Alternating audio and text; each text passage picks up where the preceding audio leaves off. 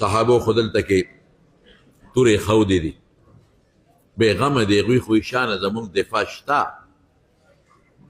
په غونډۍ کسان ناست دي زموږ دفاع شته دوی تورې کې ښودلې دي او لګیا دي غنیمتونه راغونډوي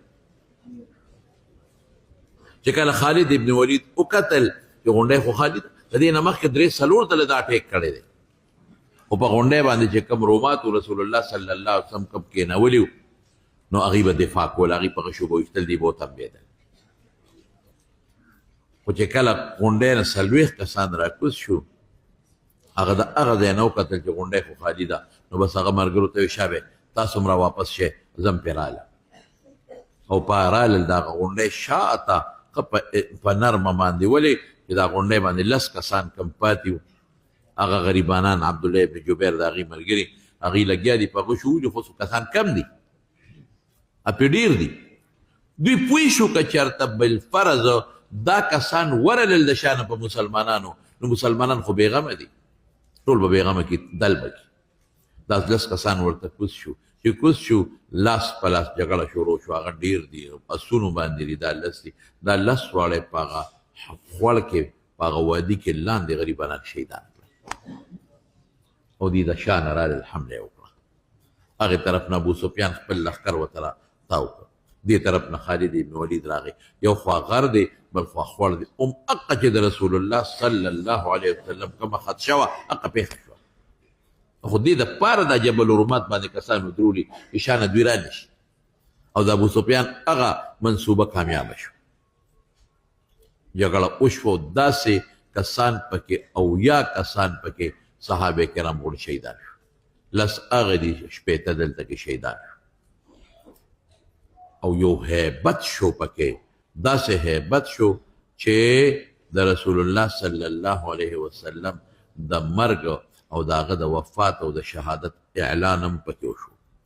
څوک وایي شیطان پکې چغه وواله مصعب بن عمیر رضی الله عنه د رسول الله مبارک هم شکل غریب پکې وفات شو شهید شو شیطان چغه وواله خلکو بیا پروپیګنډ کړه رسول الله بلکې تر دې حده پورې چې علماو لیکلي دي چې صحابو تورې بعضې وغورځولې وایي چې رسول الله مبارک نشته وفات شو بیا زموږ د ژوند څه فایده ده یو کلس کلوستې صیبه او تاسو ته ما بل اوس ویلي چې په میدان کې دوړه ډېره زیاته وي هغه ټوله شګه ده او خوره ده اسونه پکې ځغلي انسانان پکې ځغلي دومره دوړه ده چې پیژنګلو پکې بالکل نه کېږي پته بالکل نه لګېږي تر دې حده پورې چې صحابه کرام په یو بل غدارونه شروع کړل پته نشته ورته هغې وایي چې دا شانه ده ناګهاني شلخته کمې راغی هغې ته خو پته وه چې زموږ دفاع خو شته که ته وایې چې 40 کوز شو دوی نه خبرېدل نه دوړه ډېره زیاته ده ګرد ډېر زیات دی غبار ډېر زیات دی پته نشته چې زموږ دفاع ختمه شوې ده هغې خو ښه بېغمه چې زموږ دفاع د شا نه شته که نه او ناګهاني کلس کلوس جوړ شو او داسې غوبل جوړ شو په صحابو باندې داسې غوبل چې قیامت راغی بس یا خدای دا څه وشو موږ خو تورې غورځولې دي موږ غنیمت راغونډو او ناګهاني شلخته باندې راغی دا شلخته باندې کم دی نه راغی حقه ځای نه روانې وشو حقه ځای نه نقصان وشو چې هغه 40 کسان د غونډۍ نه راکوز شو غونډۍ باندې کسان کم پاتې شو یو هغې غوبل شو داسې غوبل شو چې په رسول الله مبارک باندې ګزارونه وشو حضور پاک خو ډېر زیات هوښیار و نبوت نه علاوه فهم فراست او پویه خدای ډېره ورکړې وه نو نبي علیه السلام چاته غږ نه کوو چې دلته یم دا کافران ټول حضور پاک پسې ګرځېدل چې دې مونږ ګیر کړو وینو هغه پسې ګرځېدل داسې په دې خاورو کې په دې دوړو کې کله یو ځای کله بل ځای کله بل ځای نبي علیه السلام مبارک په خولې غږ نه کوي چې د دلته یم صحابه هم حضور پاک پسې ګرځي چې نبي علیه السلام څه شو که پیغمبر مبارک آواز کو چې ها دلته یم انا ها هنا زه دلته یم خو کافرو آواز اورېده که نه پرې راتلل عبدالله ابن قمیه دقه وختونو اوچته کړه او ښه مضبوط غزارې و په رسول الله صلی الله علیه وسلم په دې مخ باندې ولګېد رسول الله مبارک خیره ورته وکړه اقمق الله خدای دې هلاک کړه او هغه پیغور هم ورکولی خذها عني دا ضربه مانه ونیسه وانا ابن قمیه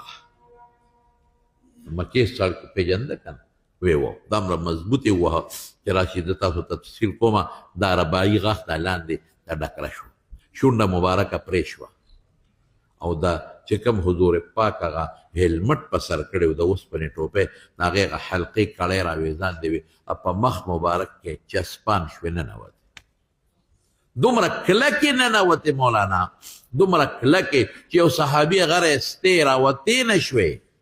نو بیا هغه غاښونه ورته اړم کړل په غاښونو رایستل د هغه دوه غاښه پکې ووتل حافظ ابن کثیر لیکلي په بدایه دوه غاښه د هغه ووتل دومره سختې انښتې وې چې څومره درد به دې کړی وي مخ مبارک بلکل دننه سرمن شلېدلی و رسول الله مبارک هلته یو غار دی اوس هم شته اوس حکومت بند کړی دی د پاسه یې پیسې مټ مټه چولې دي بند کړی دی هغه غار ته رسول الله مبارک ورغی او داسې تقوینې بیا دی چې حضور پاک ختم نه شو حضرت طلحه ورته دغه ورکړه تکیه ورکړه هغه غار ته اوچت کړه حضور پاک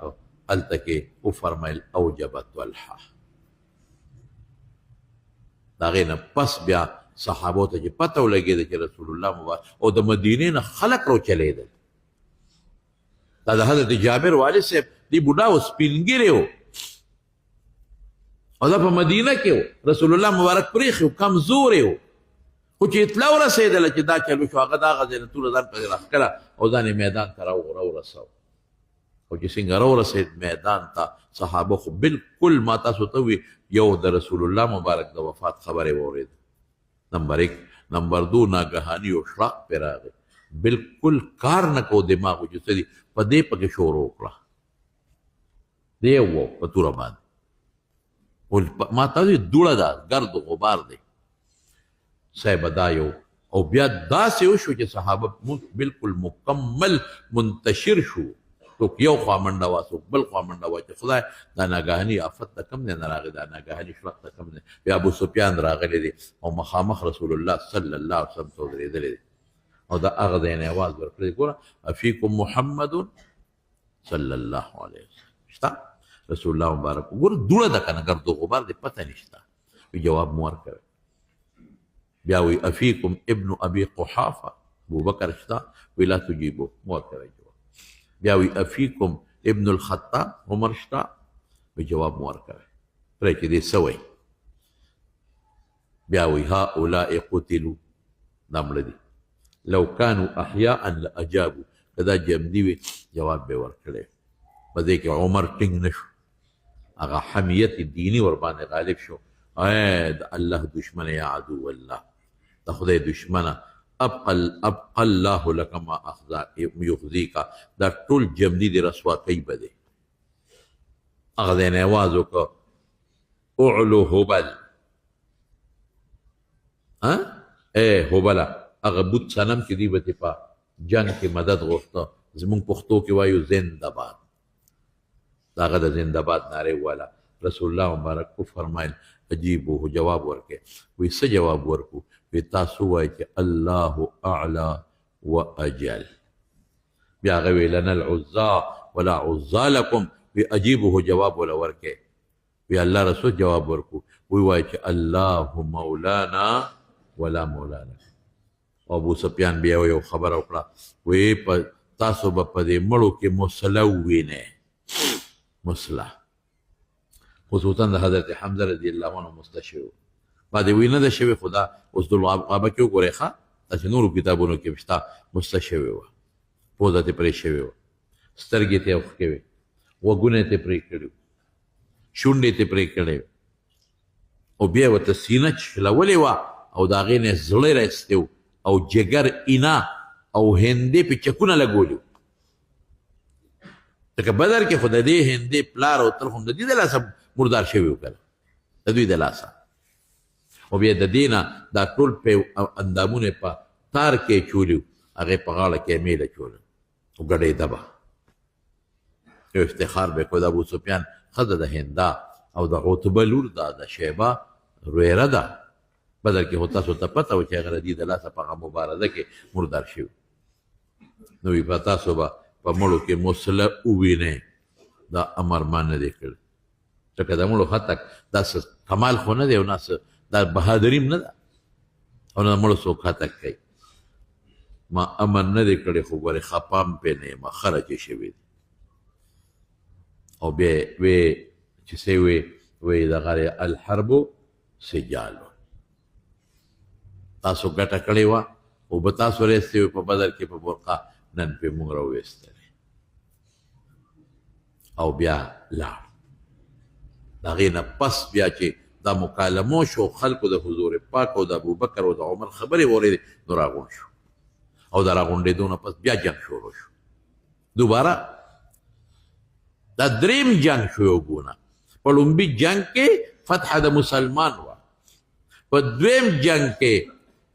فتح ورته نه شو ویلې فتح هغې ته وایي چې میدان څوک پرېږدي تاسو تپوس وکړئ که نه فوج نه تپوس وکړئ فوجي جوانانو نه تاسو ته خپله پته وایي چې فتح او کامیابي دې ته نه وایي چې چا مړي ډېر وکړل ناکامي دې ته نه وایي چې د چا نه مړي زیات وشو فتح دې ته وایي چې میدان چا وګټه او ناکامي دې ته وایي چې میدان چا پرېښود نو میدان مسلمان نه دی پرېښی تښتېدلی نه دي انتشار راغی بعضو مدینې ته هم پکې بعضې کسان لاړل یو خوا بل خوا خو امام نه دی تښتېدلی جرنیل د مسلمانانو نه دی تښتېدلی هغوی د ځای نه هم نه دي ړقېدلي دغه میدان کې وو خو مړي د مسلمانانو نه شهیدات شهادتونه وشو بیا یو ځای شو بیا جنگ شروع شو په دې اخري جنگ کې کافرانو تښتېدل او میدان مسلمان وګټ لیکن مولانا صاحب د دغه معمولي غوندې اجتهادي غلطي به ورته ووایو د هغې نه دومره لوی نقصان پېښ شو دې کې د الله حکمتونه وي دا داسې وړه خبره نه ده ما تاسو ته مخکې ویلي قرآن شریف کې الله په خپله وفرمایل لیتخذ منکم شهدا ولې یو جنت دی چې هغې ته به شهدا به ځي نو چې د صحابهو نه پکې شهدا لاړ نه شي نو د تابعین او اتباع التابعین څوارلسمې سده شهدا به ځي نه نه نه هغې جنت د شهداو دا خو دریم نمبر مرتبه ده لومبی د رسولو دی لاندې بیا د انبیاو دی دریم نمبر د صدیقینو دی څلورم نمبر د شهداو دی د هغې نه پس بیا د عام مسلمانانو دی نو ولې صحابه کرام چې کم شهیدان شوي نه دي ابه لاندې وي نو خدای پاک د صحابو هم دغه مرتبې ته بعضې کسان رسول غوښتل چې دغې ته ورسېږي او نور حکمتونه پرون په دغه ایتونو کې امام بخاري رحمت الله علیه درته ذکر کړل اوس دلته یو خبره تاسو ته وکړمه ده چې وخت خو بیا ختم شو